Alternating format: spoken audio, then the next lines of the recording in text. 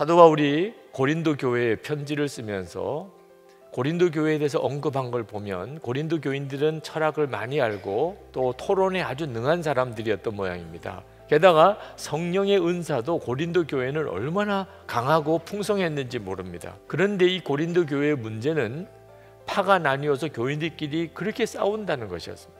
사도 바울은 우리가 진짜 예수를 믿는다면 절대 이런 일은 있을 수 없다고 말하는 겁니다. 우리가 정말 십자가의 복음을 안다면 어떻게 같은 믿음의 형제들끼리 싸울 수 있느냐는, 그래서 다시 십자가의 복음으로 돌아가라. 그래서 오늘 우리가 읽은 본문 말씀에 십자가의 도는 하나님의 능력이라고 말씀하신 겁니다. 여러분, 예수님께서 십자가에 못 박히실 때 일어난 세 가지 기적을 분명히 아셔야 합니다. 첫 번째 기적은 우리 죄를 예수님이 다 담당하신 겁니다. 죄는 내가 지었는데 예수님이 다 짊어지신 겁니다. 십자가에서 하나님이 우리에게 정말 믿게 하고 싶어 하시는 게 뭔지 아십니까? 우리를 정말 사랑하신다는, 여러분이 어떤 죄를 지었든지, 여러분이 얼마나 방탕하게 살았든지 하나님은 여러분을 사랑하십니다. 왜? 여러분의 죄를 예수님이 다 짊어지셨습니다. 그게 십자가 능력이고 십자가의 영광입니다. 두 번째, 십자가에서 나타난 두 번째 기적은 예수님께서 우리를 대신해서 죽으셨다는 것입니다.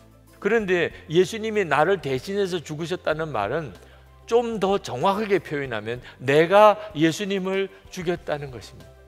구약시대에 하나님 앞에 속죄 제물을 바칠 때 죄인이 양떼들이 있는 데 가서 양 한 마리를 택합니다.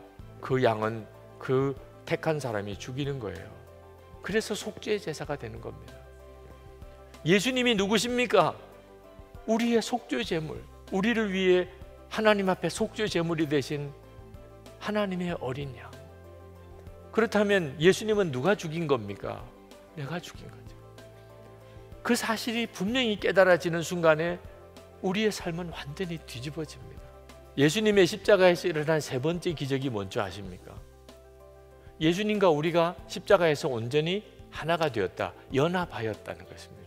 우리가 속죄함을 받았다고 새 삶을 살 그런 능력이 있습니까? 죄 용서는 받았습니다. 그런데 살기는 또 여전히 옛날처럼 사라집니다. 육신과 죄의 종노릇 하고 삽니다. 그래서 첫 번째, 두 번째 기적으로 끝날 수 없는 겁니다. 세 번째 기적이 필요한 겁니다. 예수님과 함께 죽고 옛사람이 이제는 예수님으로 연합하여 예수님의 생명으로 사는 역사가 일어나야 하는 겁니다. 그렇게 되어야 우리도 또한 새 생명 안에서 살아가기 위함입니다. 새 생명으로 사는 역사가 일어나는 거죠. 그러므로 예수님의 십자가, 주님만 달려 죽은 십자가 아닙니다. 나도 죽은 십자가예요.